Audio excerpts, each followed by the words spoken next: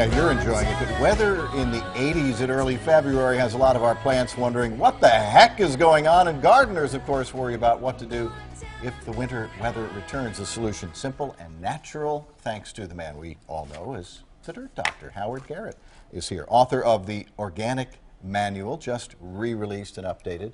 So a little bit of reality check. I get confused by this kind of weather. A lot of the trees and plants, particularly you see the trees, you notice them because in some cases they'll start to bud out.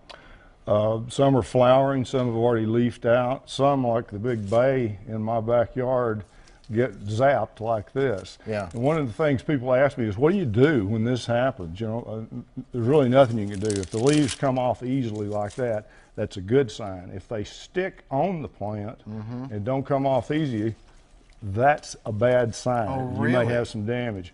This bay, these leaves are still healthy here, you can see, but the ones that have turned crispy, you can pull those off for cosmetic reasons if you want to, but there's nothing you can do that will help this situation. This plant will be fine, but it's cosmetically the first time in 35 years it's been burned. Your temptation, though, when you see that is to start cutting back. Do you want to do that or not? Well, I'd pull the leaves off first and then see where the new buds break and then cut back to that point rather than cut back first. Watering. What do we do this time of year? Because a lot of people are saying, well, I look out in the yard, I'm starting to see some cracks in the ground. Is that the first sign? Is that the best sign? Well, when you see cracks, you know you've waited way too long. You don't want to let the moisture about 2 inches in the ground go away. You want that to stay there, and you test by putting a probe in the ground, turning fork or something, and if you need to add water, water real deeply and heavily a long time, and then wait as long as you can to water again. People make a mistake watering every day or every other day. That keeps the water up at the top of the soil, shallow roots. Then when the temperature drops like it did this year, a lot of damage can happen. Right. Let's talk about some of the soil amendments. You're Mr. Natural. You don't like all that chemical stuff being on there. Some of this, if I didn't know you, I'd say, well, that sure looks like some kind of chemical. It's not.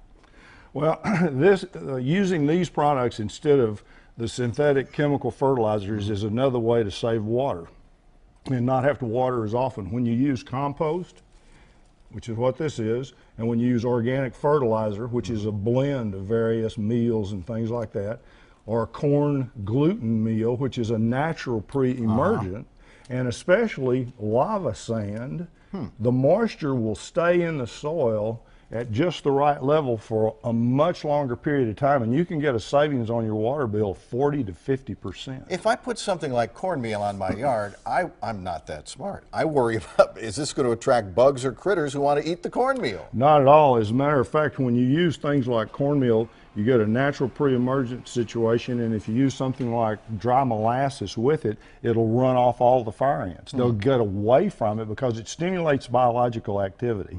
That's why these things work so well. Fire ants don't like that. They go to your neighbors. Well, that's a good place for them to be, isn't it? Yeah. Let's also talk about if you happen to go into the home center, the garden store, even the big box store, and see something like the tomato plant. The temptation when it's 80 degrees outside is, holy smokes, I need to get my tomatoes and my peppers out. Best thing to do is leave them there in the garden centers and buy them later, or if you buy them, bring them home and put them in a greenhouse situation and completely protect them. If you put them outside and we have another drop, this continuing roller coaster weather, you're going to lose all your investment. By the way, this stuff, cornmeal, this is regular cornmeal, and if you've had some disease in your turf, putting that out, replanting, the disease will completely be gone by the time the grass starts growing again in the spring. Great advice, and you can find this advice and so much more in Howard's book. And you can also find him at, speaking at a big event coming up a week from Saturday, the Mother Earth News Fair in Belton at the Bell County Exposition Center. You can find his website as well, Wisdom. We have a link on fox4news.com.